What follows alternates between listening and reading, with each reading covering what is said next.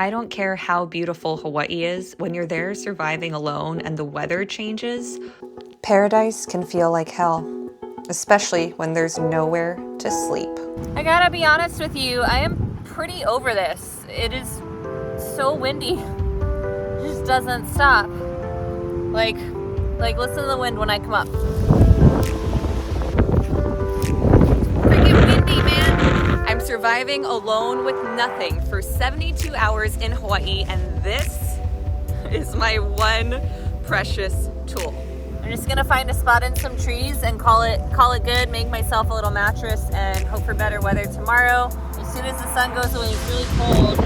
In one simple turn, all my plans were ruined, and I suddenly feel like I just started being outdoors again, wondering how on earth I'm gonna be comfortable, let alone find a shelter. So keep watching to see how I figured it out. If primitive survival has taught me anything, it's that you have to first accept your circumstances. From there, you start to see the bright side, like this view and the fact that I have a tiny bit of respite from the weather outside. Once you accept things and find some gratitude, you're in the mindset to problem solve. Okay. Hopefully you can tell by the sound that the wind, look how windy it is. It's like really bumping. This is a pretty good shelter. I mean, look, there's actually a lot of debris here already, which adds like a little bit of bedding for me. So I think I'm just gonna see, I only have like this tiny knife. So I'm just gonna wrap myself up in this tonight. And this is a pretty good shelter. I mean, look, pretty covered from any rain that might come. I'm out of the way of the wind. There was another spot up the way, but it was catching all the wind. And I'm far enough from the water, over there. So this is gonna be camp tonight. Not my favorite, but it'll do. But the rules of survival are same as the rules of nature, which means as soon as you find a win, you find yourself suffering or defending something again. I'm grateful for this spot, but I really only have this one stupid tiny knife to do anything with, which means instead of chopping down branches and getting this done in a few hours, I'm spending my entire day pulling at twigs. But twigs are the perfect example of small wins building up. Okay, so I take these and I just weave them in. And honestly, I really don't want to get up. I was feeling like shit, but this is making me feel a lot better. And yeah, sometimes you just need a little momentum. And once you do that small gesture of self-care, you get a little rhythm, you get a little flow, you start to make a bed, and you start to feel good. So let's keep building.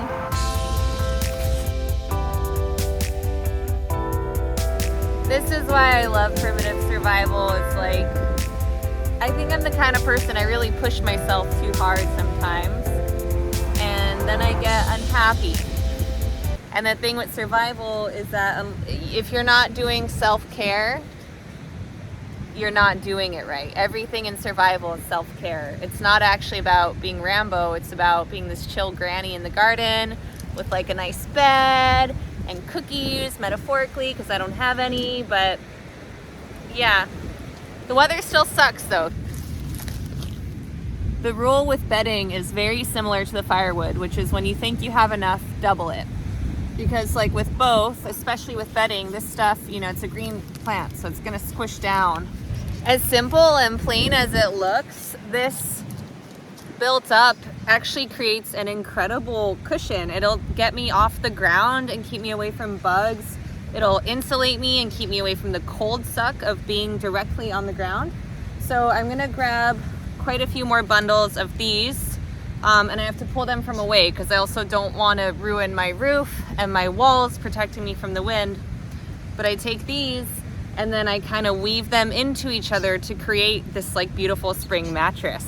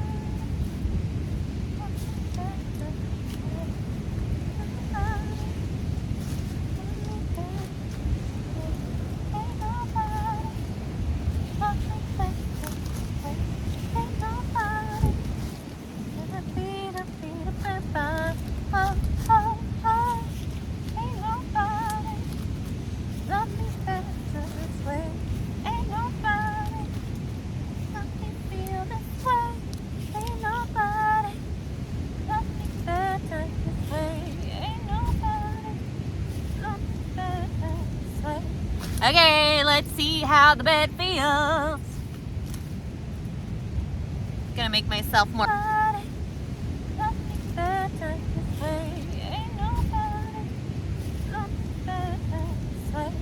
Okay, let's see how the bed feels. Gonna make myself more appropriate so this doesn't become a bedroom scene. Okay, look at this. I mean, this is beautiful. Ah, yeah. Okie dokie, so you can see I have my mattress and that I'm feeling better. My survival teacher, his name is Mike, and he trained at the tracker school for like his whole life. And my first class with him, I was building my debris shelter, and I was like rushing, and I was getting so tired. And he said, you know, in survival, you have to rest. And I was like, yeah, that's why I'm making a bed. And he said, no. I was learning to make one just like this, but out of pine trees and oaks and maples. And he said, no, when you're making your mattress, you just gotta lie down and see how many acorns you can count. And you gotta lie down long enough that you notice if your bed's comfortable or not. You can't just lie down and go. So that was actually one of my biggest lessons in survival early on, and it was to slow the fudge down. So I'm gonna do a little quality control inspection. I'm just gonna lie down for a while and see how this feels. Wait, look what I found. I don't know if this is edible, and plants could kill you. So I'm gonna do a toxicity test. And if you wanna see how that's done, watch this video here so you know how to find out if any plant in the wild is edible or not. That'll be in that video. I'm just gonna start the toxicity test now. Yeah, a little pokey, but If you're still watching this, please subscribe. this is actually quite good. And I feel happy because I was getting grumpy in the sun. So now I made a little bed out of plants and I feel happy. Okay, thank you. Bye.